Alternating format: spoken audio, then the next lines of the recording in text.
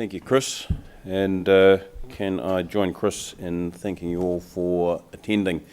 Hopefully next year we'll have larger numbers and greater competition for the sausage rolls afterwards. But before I comment on the drivers relative to our performance this year, firstly make some comments just on health and safety. It was very pleasing in the year to see that we halved our LTIFR rate, which is significantly below industry standards, as you can see from the graph. Most of you that are involved in health and safety at the front line would know that good health and safety culture doesn't come from numbers. It comes from belief in safety and an understanding amongst your workforce that it's the most important thing they do every day. And I think the Pike River report just illustrates how easy it is to become complacent around health and safety issues, and I want to assure everybody that we are not complacent about health and safety, and we are on a journey, and more work is continuing as we speak and will continue next year, particularly around the area of culture and making sure we get a culture of continuous improvement in the business. Turning to the drivers for our performance in the 2012 year, and I would apologise because I see a number of faces in the audience that have probably heard this at least 3 times, and it comes with having your public general meeting cycled very late in the 6 months. But you've seen this graph, but undoubtedly it was the key influencer on our result last year, and Chris has referred to it. And it's the fact that we had inflows into our southern lake catchments at record lows, the lowest in 79 years. So we had inflows that were 20% less than those in 2011 and something like 10% less than 2008, which is the last dry reference year that we refer to. I would comment that we probably wouldn't have done as well getting through this period if we hadn't had significant wind generation to bolster up our position and provide us with some diversity around our generation. Our wind at a nameplate level is around about 13% of our capacity now, and last year it provided 11% of our gigawatt hours, and actually just as I walked out today it was producing around about 16% of our power. So the value that it brings to Meridian is significant and obviously exceptionally important given our commitment that we are only going to be a renewable generator. In terms of portfolio risk management, given the low hydrology in the year, we recognised this risk very early on, probably in late February, and we took measures to pull back on our generation and decided that it would be prudent if we took some insurance through the markets. We took some CFDs to cover the position that we saw developing. I think it is this early recognition and the fact that we have far more developed financial markets for us to operate in the electricity sector that allowed us to handle the situation exceptionally well. And as Chris said, we came out of the year actually $103 million better off at the EBITDAF level than we did in the last dry period in 2008, which I think was very pleasing for the management team and most certainly was very pleasing to the board, and I think is being acknowledged by the analyst community as an indication of good solid strategies and competencies inside Meridian and the development in the markets that I referred to before. Another key factor for us is the flat demand growth, and these graphs that you see up on the screen illustrate cumulative growth, and you can see that it has been relatively flat for the last 5 years. We had a flat scenario develop last year, so demand growth was muted, And looking out into the medium term, we see a situation where it is probably unlikely to change for some significant time. And a particular concern to us, if you look at the bottom graph, is just the downturn in industrial usage that we have seen in New Zealand over the last half a decade. Given the environment that we predict is going to develop in terms of demand, it was clear that we had to look at our development pipeline, and as Chris has mentioned, decisions were made to not proceed with Mokahinui or the Project Hayes developments. I think those decisions were made for very good financial reasons, and the focus within the company has now narrowed to maintaining our current consents on a number of good wind projects and making sure that we can lengthen the consent periods and periods with landowners to ensure that we get some longevity on these options. So we have basically stopped developing new options, looking for new options at this point, given the outlook that we currently see. Another contributor to our performance last year, as Chris has noted, has been the improvement in our retail business. This is quite marked with the $5.90 per megawatt hour improvement in our results. And it comes from a real focus from our team led by Bill Hyatt here, down in the front. We are the smallest of the large 5 generators in terms of a retail portfolio, but we're consciously at that point because, of course, a lot of our generation goes to Tiwai Point. So the issue for us isn't the quantity of our retail book, it is the quality of our retail book. And the team in retail has done an excellent job in starting to focus on those segments where there are greater profit margins available for the company. And they've done a great job in developing the analytical tools that are necessary to do so. So that's an area that we are looking for continued improvement through the next financial year as well. In terms of focus on core business, just in summary, in the New Zealand context, it has been around the retail improvement I just referred to. It has been around rationalising development opportunities. It has been around exiting our existing non-core businesses. It's well known, it's been publicised that we sold our interest in Westpatek to our European joint venture partner early on in the year. We are currently in the final stages of negotiations around the sale of EFI, and we have our solar asset in the US currently in the market. Associated with that, we disestablished the business development unit in the company again in the earlier part of the year. We've also been looking at our operational efficiency and reviewing this, and this has led to a number of changes in the business, particularly around the numbers of people that we have held in our renewable development business unit.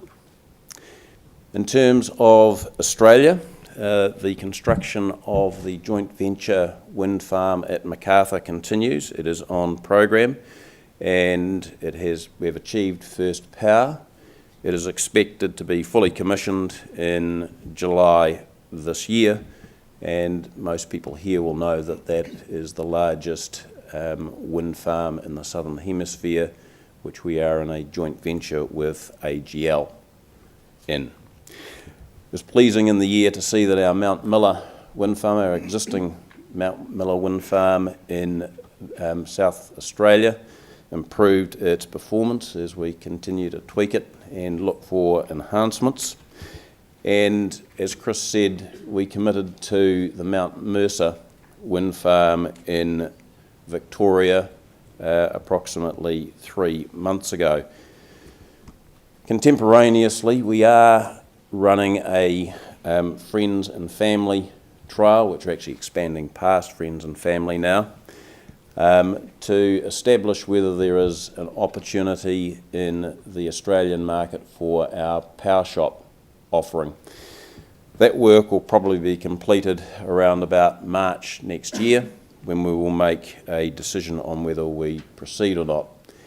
I think it's fair to say that the management team and the directors see opportunity in Australia, but we are all very conscious of the risks associated with operating in the Australian environment as well. Just a quick comment on community and environment.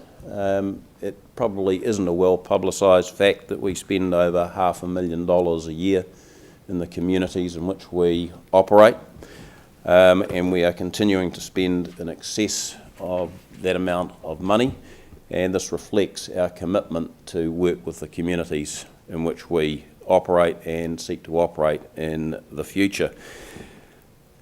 Our work in the environmental area has been rewarded both last year and this year with the winning of various awards, both in the Sustainable 60 Awards and the Green Ribbon Awards, largely around the work we are doing in the Waiau and Waitaki river catchments in terms of improvements and overall environmental performance.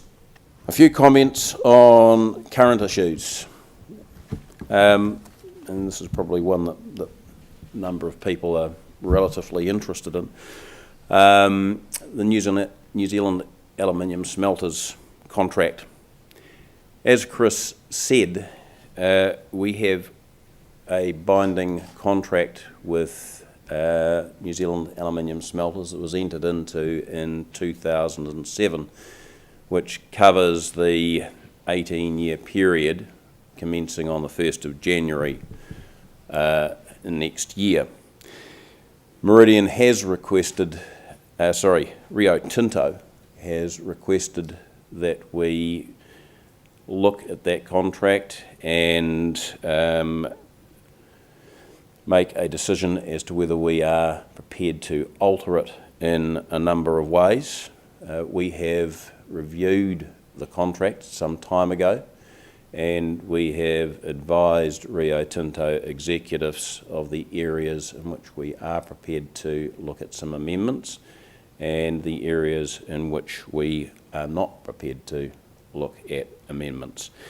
At this stage, and you'll note on the slide that I say that we are currently waiting to hear back from Rio Tinto. I should say that has been made a little bit passé, and that we have been contacted by Rio Tinto, and some further discussions will occur before Christmas. Clearly, the content of the discussions between ourselves and Rio Tinto are confidential. The only matter that I would add or comment I would make is that the board has to look at this matter on the basis of what is important to Meridian. That is its obligations both under the SOE Act and the Companies Act. Undoubtedly there will be more on that either later on this year or early in the new year as matters develop. The only other matter that I think is worthy of some comment is that around transmission pricing, where the Electricity Authority has come out with its draft recommendations for some changes to the way in which transmission costs are allocated across the sector.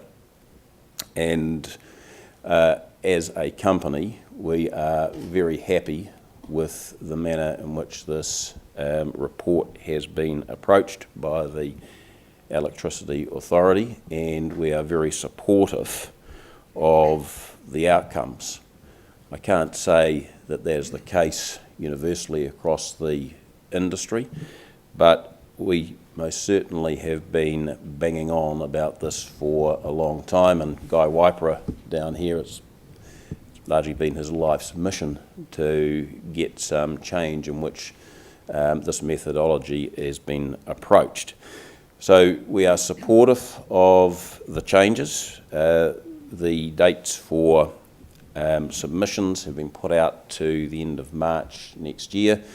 Our submission will be very supportive, but will also offer a few ways in which some of the complexities in the proposal can be reduced. But the overall aim, we believe, is good and is going to ensure that there's more efficiency in the market, and South Island generators are no longer penalised by having to absorb all the costs of the HVDC link. Outlook. Chris has also commented on the government share offer program. All I would add is that we have been working very diligently to ensure if the government decides we were to be the next company off the rank, that we are ready to proceed. We started this work around about March this year and completed it in September. We have a full due diligence room. It is constantly kept up to date, and all our practices, policies, charters, etc. have been modified to ensure that they are compliant with listing requirements. So I just reiterate again Chris's comment that we are ready, willing and able, and as New Zealand's largest generator, and a generator that is only committed to bringing renewable energy to the market, we think we have a story that is well worth consideration by the investor community. In terms of our current performance, the comment was made in our last quarterly report that we would probably not make the 30 December 2011 6-month result. We would probably fall a little bit short. This will actually be the case, but it will be by a lesser margin than we originally thought. We have been penalised, obviously, in this first half by the remnants of a number of contractual positions we took, insurance we took with regard to the dry period. We've had to see those contractual positions work through, which they have in September, and we have had an influx of water which has seen lower wholesale prices and some increased transmission costs. That said, our projections for the full year ending 30 June are that we will exceed at an EBITDAF level our performance last year. An update on hydrology and trading conditions will be included in our reporting of the half-year results. But the slide that you have up in front of you does show you that line halfway through the screen. The high line is the inflows that we have received over the last few months, and you can see that our current storage levels are well above average, which augurs well for the balance of the year. At this point, I'll hand it back to Chris to take any questions that may arise from the floor.